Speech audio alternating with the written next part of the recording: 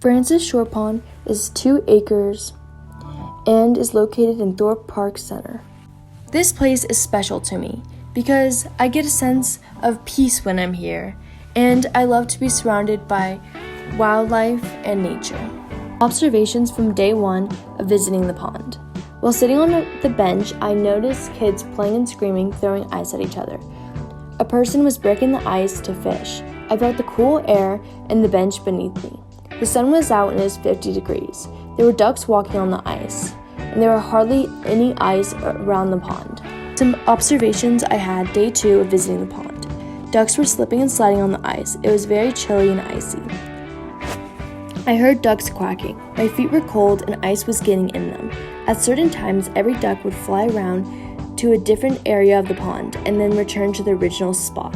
Observations from day 3 of visiting the pond. Most of the snow melted. The trails were muddy. It was sunny but windy. It was about 50 degrees. Ducks were spread out, some in the water and some walking around the pond. There were 2 people fishing and a couple of people walking the trails. In this photo, you can see ducks walking on the ice. They do not migrate for the winter. Their feathers keep them warm during this time.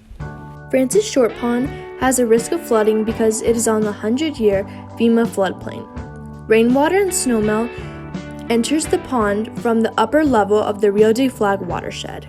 It is important that people follow the leave no trace principle when visiting the pond to keep it in the clean condition it is in now. The pond and surrounding nature is well maintained and clean every time I have visited it. The pond was first built in the 1890s for the logging railroad.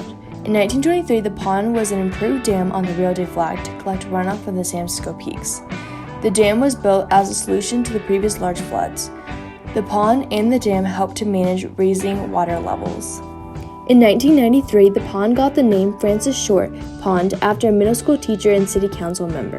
In 1976, the pond was used as an outdoor study location by nearby schools. The pond is filled with reclaimed water from snowmelt and runoff from the Rio de Flag drainage. Decades ago, Flagstaff wanted the pond to be paved over and be converted into a parking lot. They had concerns because of the condition the pond was in. It was littered with trash and cinder. They also thought that maybe children would drown in the pond. Flagstaff resident Jim David and others protested the pond being paved over for 2 years, and the city council finally listened to them and kept the pond. There's a bag limit on the amount of fish each person can collect.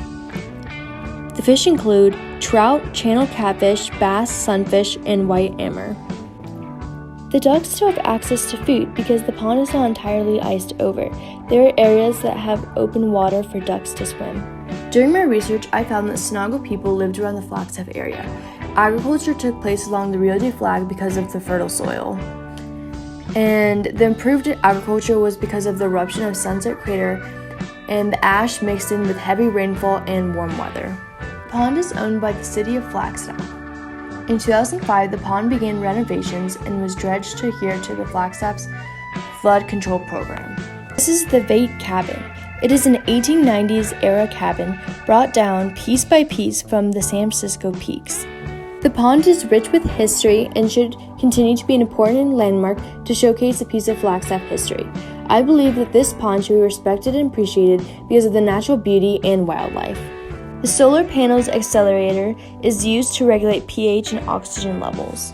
Habitats include open water, shallow water, wetland plants, tall trees, and grassy areas. Plants include bulrushes, cattails, grass, wildflowers, and trees. Animals include mule deer, Albert's squirrel, raccoon, striped skunk, mallard duck, American coot, and great blue heron. Activities for this pond include fishing, watching the ducks, and walking the trails. The trails that cut through this pond are part of the Flagstaff Urban Trail System. They include the Mars Hill Trail and the Karen Cooper Trail.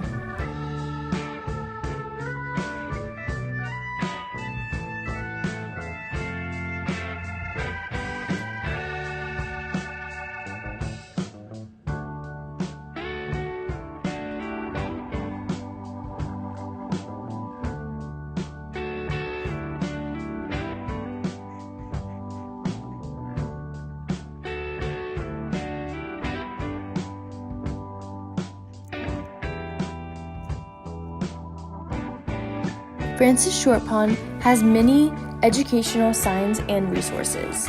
They also have signs to allow for environmental communication to the visitors, not only stating the rules, but why the rules are put in place in order to protect the wildlife. Thank you for listening to my presentation, and if you have the opportunity, be sure to check out Francis Short Pond.